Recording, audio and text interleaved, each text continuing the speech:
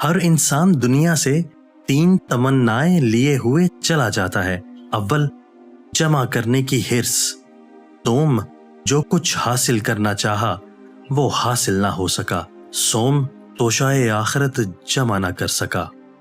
جس کی خواہش مردوں کے سامنے بھی حرکت کرتی ہے، اس کو موت اور آخرت پر یقین نہیں ہوتا، اور جو ان دونوں پر یقین نہ کرے اس کو منافق کہتے ہیں۔ صبر کی 2 قسمیں ہیں۔ اول، آزمائش اور مصیبت پر صبر کرنا۔